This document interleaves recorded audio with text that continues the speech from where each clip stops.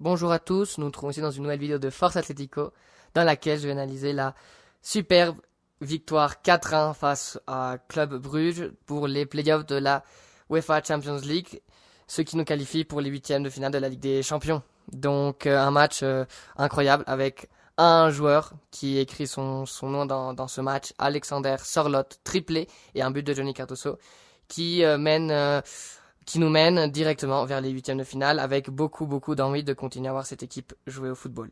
Donc pour commencer l'analyse de la première mi-temps, je crois qu'elle commence plutôt compliquée. Je crois que Bruges a beaucoup d'occasions et l'Atlético est plutôt perdu dans son match, même s'il a un certain contrôle. Je crois que Bruges se sent beaucoup plus commode. Elle fait constamment des contre-attaques dans lesquelles le l'ailier droit de Bruges fait ce qu'il veut avec Ruggeri. Ruggeri fait pas du tout une première mi-temps scandaleusement mauvaise. La première mi-temps de Ruggeri, il est largement surpassé par, j'ai oublié le nom, largement surpassé par Forbes, qui fait tout simplement ce qu'il veut avec lui. L'équipe se trouve plutôt perdue.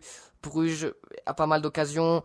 Hanko sort une action de la tête qui aurait pu signifier le 1-0 pour Bruges. Après cela, Oblak prend le ballon, fait un beau centre, Sørloth contre tout le monde, toute la défense de Bruges, il gagne, il met du corps, il va. Il marque but, même s'il est un contre 3 défenseurs, il attend, il met le corps, et il marque un but. Après, il faut dire aussi que le gardien de Bruges a pas mal aidé dans l'action, car c'est plutôt une erreur du gardien. Mais de toute façon, but de Sørloth, avec aussi une passe décisive de Jan Oblak. Après cela, l'équipe continue, je crois qu'elle se sent beaucoup mieux dans son match, tac, mais Bruges, elle montre qu'elle peut faire encore beaucoup de dégâts à cette défense. Et c'est ce qui se passe finalement euh,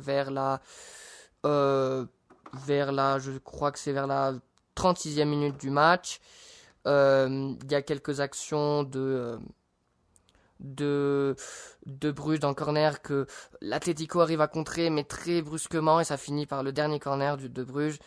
Euh, un défenseur de Bruges touche le ballon de la tête et ça fait encore but dans le deuxième poteau de Ordonez qui fait 4-1, qui fait 1-1 pardon pour les deux clubs et après ça l'Atlético chute. Le Bruges sent beaucoup plus commode et à peine l'action, il y a un arrêt majestueux de Jan Oblak à un attaquant de Bruges qui fait un arrêt scandaleusement bon. Et après ça, l'Atlético est encore perdu. La deuxième mi-temps se finit avec quelques doutes. L'équipe ne se trouve pas vraiment dans son match. Et ça a montré que si on continuait comme ça, l'élimination pouvait être faisable. Mais après, donc c'était donc cette première mi-temps se finissait avec ces doutes de l'Atlético qui étaient plutôt inférieurs à Bruges dans la première mi-temps. Mais après, dans la deuxième mi-temps, tout change. Tout change. L'équipe pressionne. Forbes est totalement annulé par Ruggeri qui au lieu d'attendre que Forbes reçoit, il dribble, il interceptait directement la passe et là ça annulait complètement l'attaque de Bruges. L'équipe pressionnait hautement, l'équipe était bonne, des bonnes passes, des bonnes triangulations et ça finit et par dès la 48e minute du match, une reprise de volée majestueuse de Johnny Cardoso qui marque son premier but comme Rocky Blanco et qui fait un but franchement scandaleux. Très bon but de Johnny Cardoso et à partir de là, Bruges ne s'est plus vu dans l'équipe. L'équipe se sent commode, laisse le ballon à Bruges certes, mais se sent très commode dans son match. Johnny Cardoso attend. Johnny Cardoso récupère beaucoup trop de ballons. Julian est plutôt perdu dans son match. Sørloth fait un match scandaleux. On parlera après de Alexander Sørloth. Poubil est solide défensivement comme tout le temps. Hanko est solide défensivement comme tout le temps. Llorente est un footballeur monstrueux. Et Ruggeri, il s'est beaucoup amélioré dans son match. Franchement, il s'est beaucoup amélioré dans son match. Et après ça, Bruges ne peut rien faire. Cardoso, Coquet sont très attentifs. Giuliano Simeone est extrêmement attentif. Baena est plutôt surpassé, je crois. Mais après ça, l'équipe continue, se sent commode. Bruges ne peut créer plus vraiment du grand danger à cette équipe, à l'Atlético, même s'il y a quelques tirs hors de la surface, mais c'est tranquillement arrêté par Jan Oblak. Et ça arrive, c'est récompensé déjà vers du coup, je crois que c'est environ vers la 58e minute du match. Il y a du coup Griezmann qui entre pour Julian Alvarez, d'un match plutôt timide, on parlera après de Julian Alvarez. Et Griezmann entre et il restructe à peu près, il structe mieux l'organisation de l'Atlético, il contrôle plus le ballon, et Griezmann on connaît la qualité qu'il a, c'est un joueur hors du commun. Après ça, encore, je dis encore, l'Atlético sent commode, tranquille dans son match. Et environ vers la 70e minute du match, il y a Nahuel Molina et Ademola. Donc Nahuel Molina sort pour Koke et Ademola Lookman par Baena. Et après ça, je crois qu'après l'entrée de Baena et Griezmann, le match est globalement contrôlé parce que tu savais que tu avais un bon lanceur et que Lookman au contre-attaque est vraiment très très dangereux. Et Bruges ne crée absolument aucun danger à la défense colchonera qui était très très très très sérieuse. Et donc c'est récompensé vers la 76e minute du match après une très très belle action de Giuliano Simeone qui récupère le ballon, dribble un deux défenseurs dans notre surface et qui fait une passe à Llorente. Llorente pour Griezmann et Griezmann là. Non, pour Sorloth pour Lookman. Lookman, première intention pour Griezmann. Griezmann, première intention pour Lookman. Lookman passe en retrait, même s'il y a un défenseur qui touche le ballon pour Sorloth. Sorloth marque un but collectivement beau, très très beau. C'est Lookman et Griezmann s'entendent parfaitement. Ils ont fait une très belle action et Sorloth était aujourd'hui Ronaldo Nazario, on dirait. Sorloth aujourd'hui, il marque le but, le deuxième but. Après ça, c'est bon, on dirait que le match était plutôt fini. Bruges n'avait pas vraiment avec quoi répondre. Et du coup, ça a fini environ vers la 87e minute du match. On a Atletico qui se sentait très commode dans le match, avec des contre-attaques dangereux que Lookman avait déjà averti, qu'il aurait pu faire là. Parce que l'attaque de Bruges était très concentrée pour essayer de marquer un but et il laissait beaucoup d'espace en arrière. Et là, l'Atletico, on voyait qu'il pouvait profiter parfaitement de ça. Et après, donc, un corner, donc Griezmann lance, contré par la défense. Ça tombe encore sur Ruggieri. Ruggieri fait une très très belle passe et but d'Alexander Sorloth pour signer son triplé. Très beau match. Après, Lookman a eu quelques occasions que les défenseurs ont à peine pu sortir. Et après, je vois qu'en vers la dernière minute du match, il y a une action de Llorente et Sorloth. Llorente décide de faire le tir, mais bon, on va pas le juger au lieu de faire la passe à Sorloth. Il fait un tir, ça a frôlé le poteau et ça finit ce match avec un 4-1 totalement fabuleux de l'Atlético. Donc, pour commencer l'analyse de joueur par joueur. Donc l'Atlético aujourd'hui n'était pas un 4-3-3, c'était très clairement un 4-4-2 en défense ou en attaque, avec du coup Jan Oblak au cage, Llorente, Pubil, Janko, Ruggieri en défense, Giuliano Simeone, Koke, Cardoso et Baena au milieu de terrain, et en attaque Alexander Sorloth et Julian Alvarez. Donc pour commencer l'analyse du match de Jan Oblak, quel beau match de Jan Oblak. C'est pas son meilleur match, non, parce qu'il n'a pas été extrêmement demandé, il a eu que quelques actions plutôt dangereuses de Bruges, mais qu'il a globalement bien contrôlé. Il fait un super arrêt pour qui aurait pu signifier le 2-1 pour Bruges, mais il fait un arrêt majestueux. Et après, donc les autres, dans le but de Bruges, il peut rien faire, même si c'est vrai que Oblak pourrait sortir dans les corners, prendre le ballon dans les airs. C'est vrai qu'il n'est pas vraiment il fait pas beaucoup de confiance au Black dans cet aspect. Mais après, il a été globalement solide dans son match. Il fait une passe décisive à Sorloth, du coup, quand même, ça, faut lui compter ça dans son analyse. Très bon match globalement de Jan Oblak. Ensuite, pour analyser donc le match de Marco Llorente, quel joueur Marco Llorente, j'en ai marre de dire tout ça à chaque analyse. Il fait toujours un super match. Je ne sais pas quand Marco Llorente peut faire un mauvais match. Peut-être qu'il fait un mauvais match par saison. Parce qu'après, Llorente fait un match fabuleux en défense. Offensivement, il est très bon. Il a lancé beaucoup de fois. Giuliano Simeone lui a lancé beaucoup de fois. Il a 10 poumons. On dirait qu'il a 10 poumons. Il n'arrête pas de courir tout le temps. Et après, il joue en latéral droit. Ensuite, il joue en milieu de terrain. Il le fait aussi super bien. Franchement, quel joueur Marco Llorente.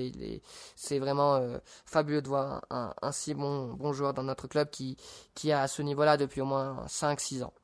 Ensuite, le match de Marc Poubil. Quel match tellement sérieux de Marc Poubil. C'est un joueur infranchissable. C'est hyper difficile de dribbler Marc Poubil. C'est un défenseur absolument sérieux, avec le ballon, sans le ballon. Quel joueur Marc Poubil, franchement.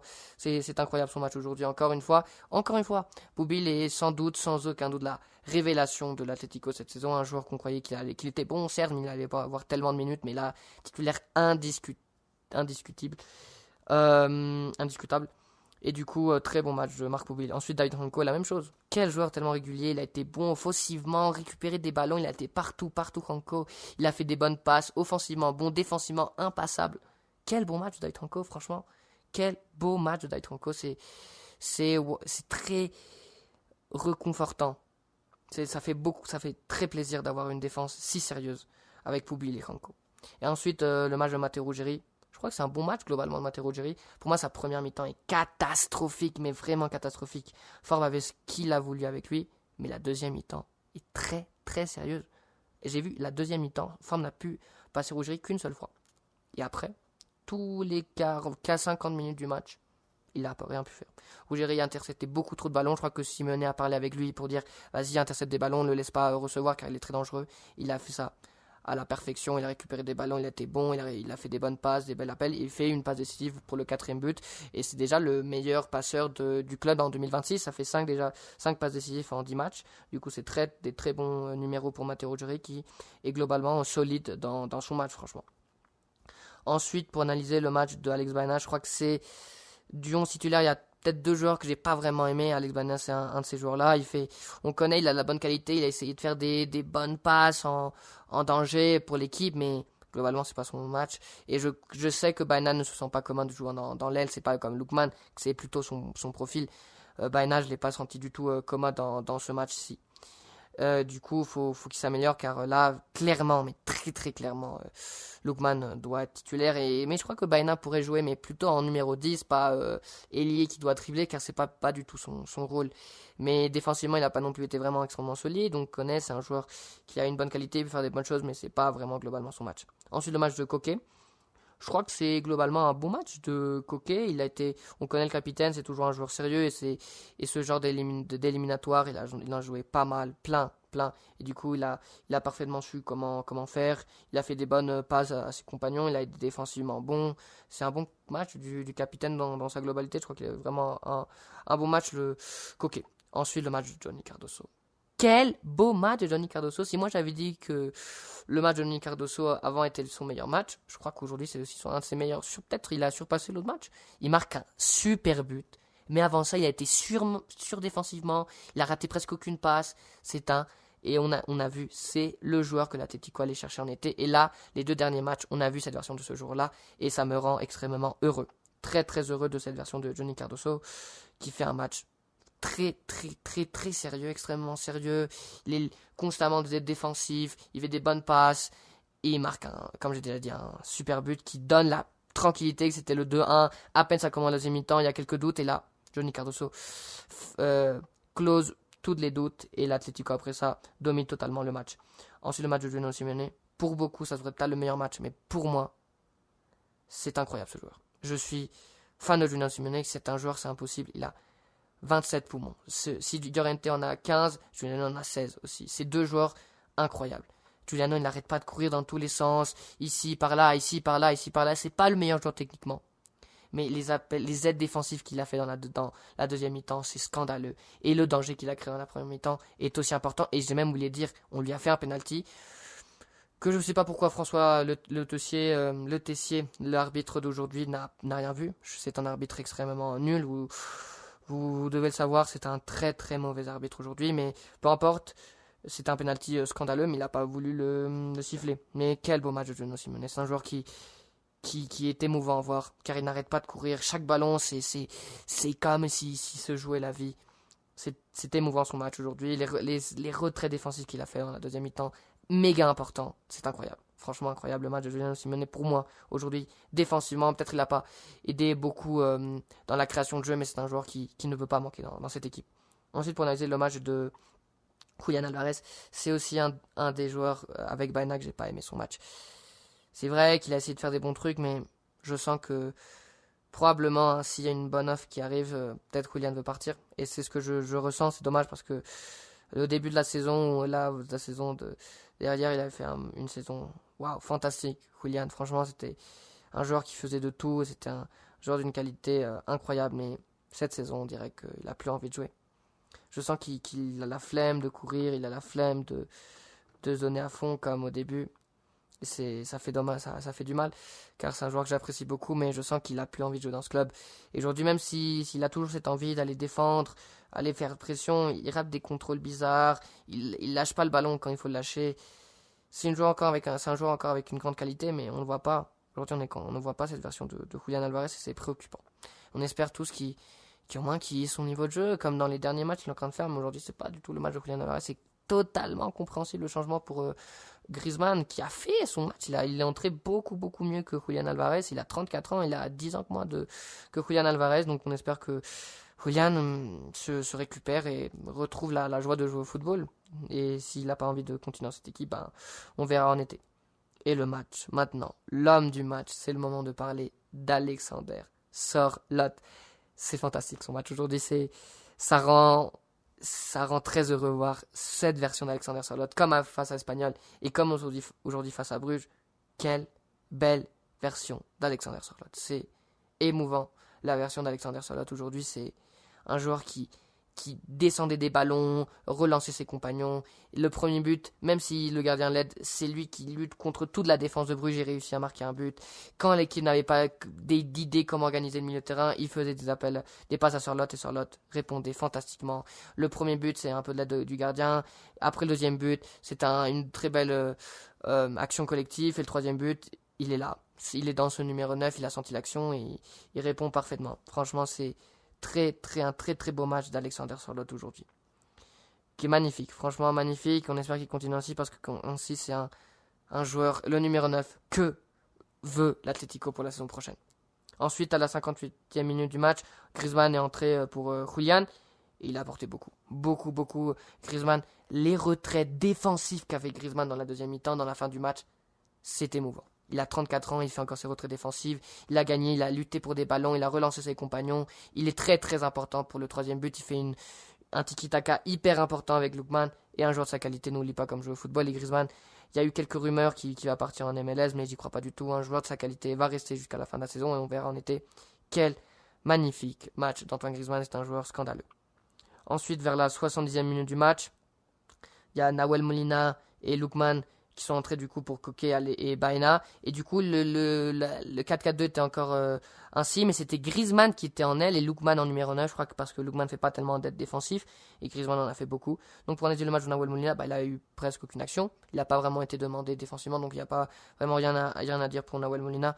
Mais il n'a pas fait beaucoup d'erreurs importantes, il a été plutôt solide. Du coup, il n'y a rien à dire pour bon match global de Nahuel Molina et Lookman. Quel joueur, Lookman Ademola. Lookman, il est entré, il a tout déchiré, il a dribblé, il a créé, il a fait une passe décisive pour moi, pour Sørloth, même si je crois que ça va pas lui compter, car un joueur de Bruges touche le ballon avant, mais après il a créé, il aurait pu marquer un but, on aurait dû lui passer le ballon, mais on n'a pas passé tellement le ballon des fois. Mais quel joueur, Ademola Lookman, il entre incroyablement aujourd'hui, et il fait un superbe match, franchement. Dans sa globalité, totalement maîtrisé. Ensuite, vers la 83e minute du match, il y a Giuliano Simeone qui rentre parce qu'il était extrêmement fatigué par José María Jiménez. Et ensuite, Mendoza pour Johnny Cardoso.